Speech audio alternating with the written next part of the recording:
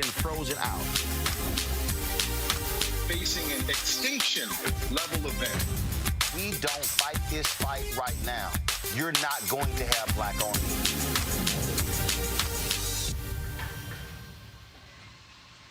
All right, folks, there are a number of businesses that are making a renewed focus when it comes to black-owned companies. One of those is FootLocker. They announced this initiative.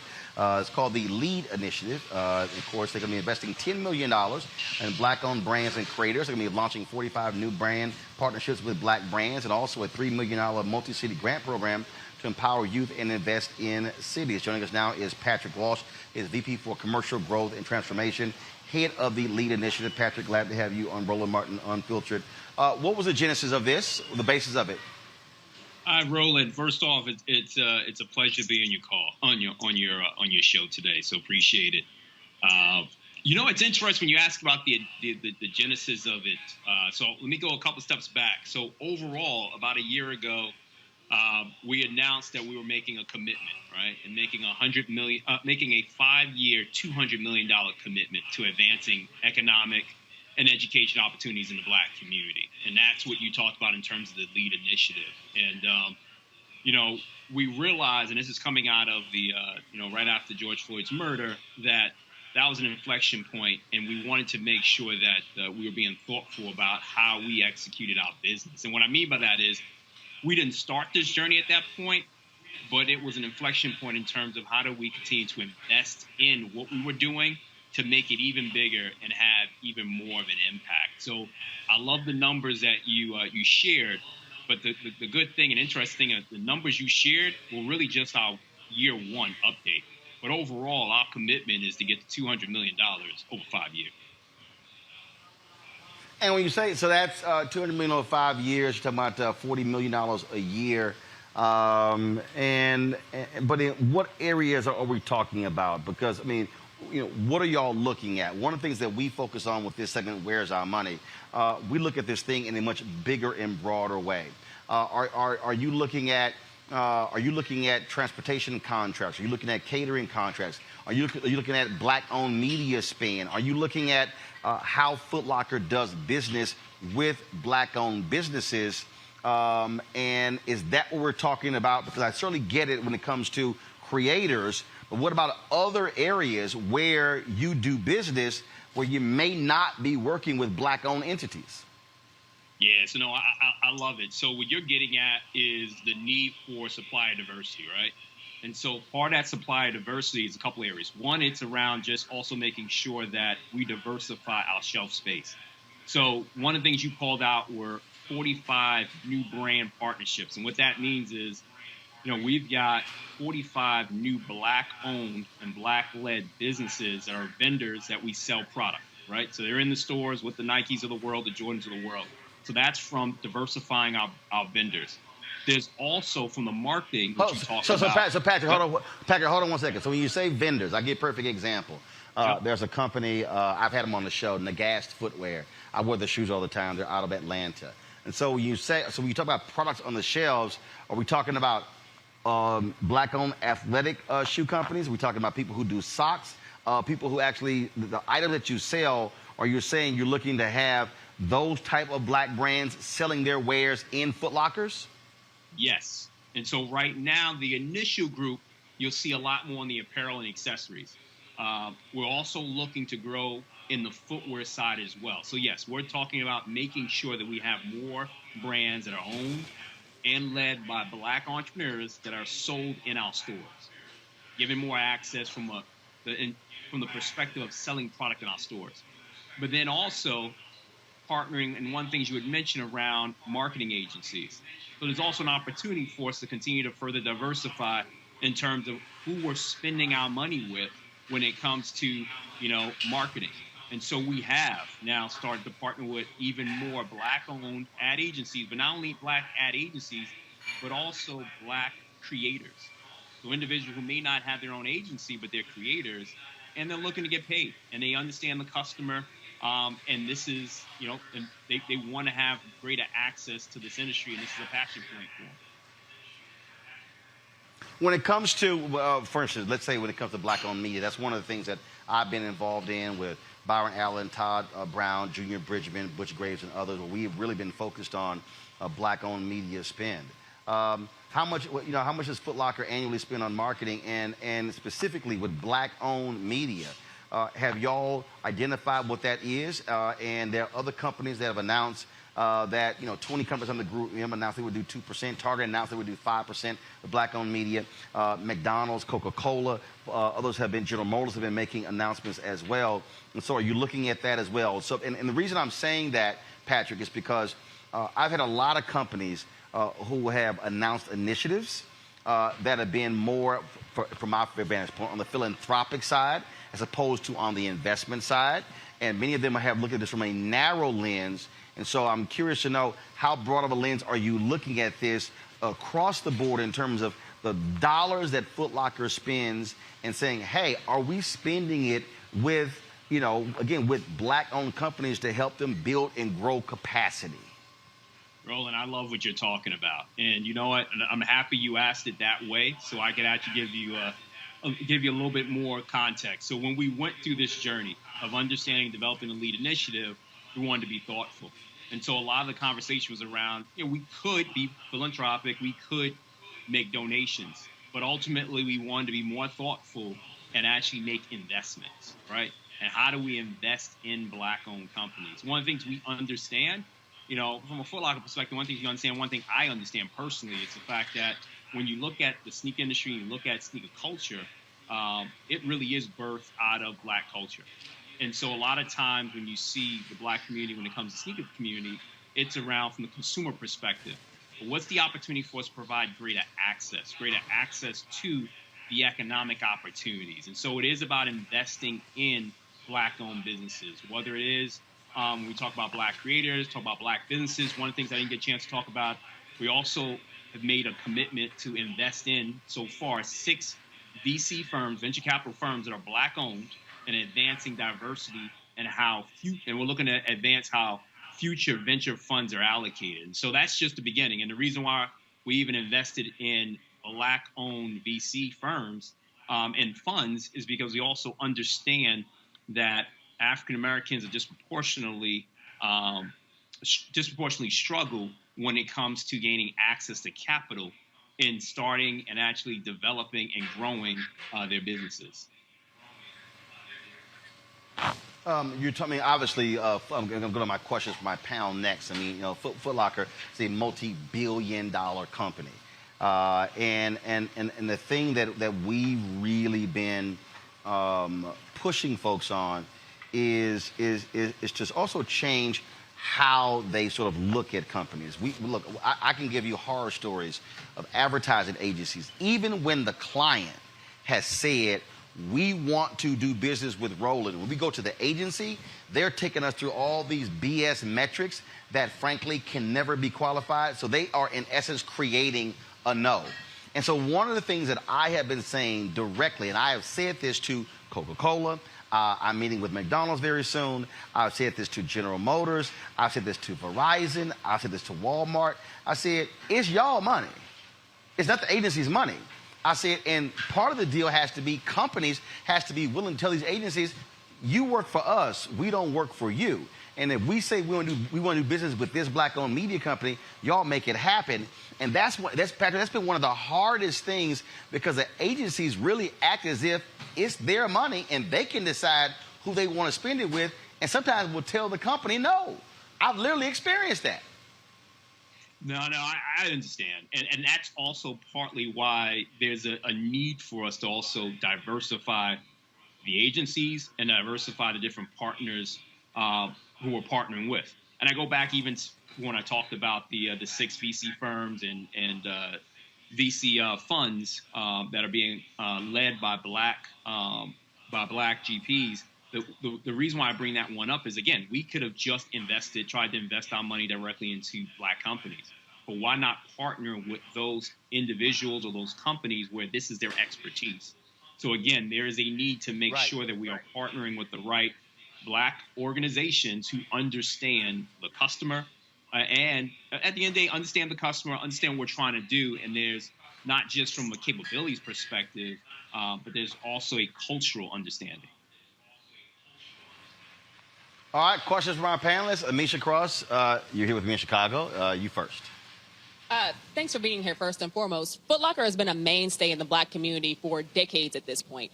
What are some of the long-term plans that you have? I'm hearing what you're saying about the venture capitalists, which kudos to you, because honestly, DC doesn't have too many Black venture capitalist firms. But in addition to that, and the creators and what you're promoting and trying to push to get more, more monies to Black people who have these amazing ideas, as well as get some of their products on shelves in Foot Locker, what does that look like long range? Because I see that a lot of companies are now, in the post-George Floyd protest era, deciding that they are going to do some things for the Black community, but much of those initiatives typically die off after a year or two. Is this something that Foot Locker is ultimately committed to, and what does that look like?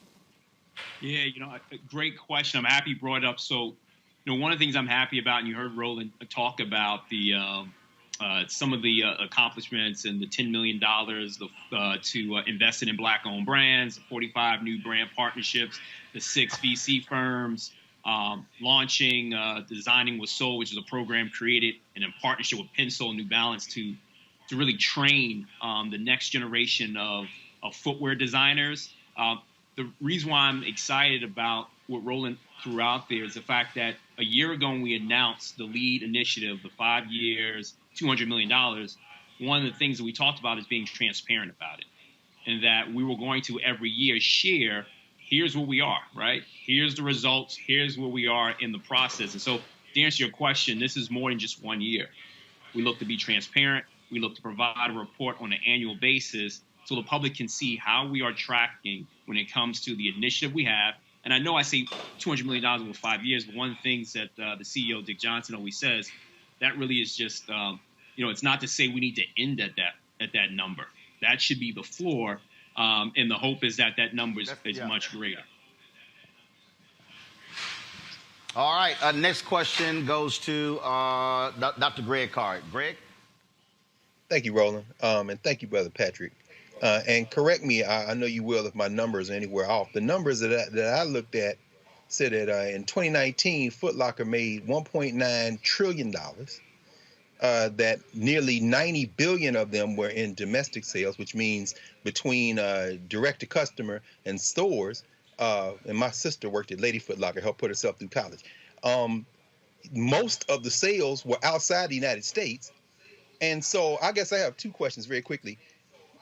I don't know that you all keep this data. I don't even know how you could keep it. But what's your estimate on how much money Black people spend with Foot Locker? And given that there was an increase from $150,000 to $250,000 in terms of scholarships for associates, I think it is, Foot Locker associates, how much more would you like to see that scholarship subsidy expanded, particularly since going to Howard, for example, $150,000 would basically cover 4 years for one student? Yeah, no. So a couple of things is, one, in terms of on the sales, and I don't remember, I think you may have said $2 trillion. Yeah, close to 2 trillion, 1.9. For Foot Locker, what I can't tell you that's not our revenue number. That's not the revenue number in terms of $2 trillion. Okay, well then help me. What do y'all do in an annual? Would you say last number? And then what I actually wanted to get at, and I understand the route that you have here, right? So there's a couple of things around education and what more and what does success look like from an education perspective. And so you hit it when you talked about the fact that Foot Locker as a whole last year increased its scholarship funding by nearly 50%. And then over the next 5 years, the company is looking to add an additional 50 new scholarships for our Foot Locker associates, but having it dedicated to Black team members. And so that's a little bit of that start. Interestingly, I was just had a couple of conversations early today as we continue to look at, well, what else can we do from a scholarship perspective?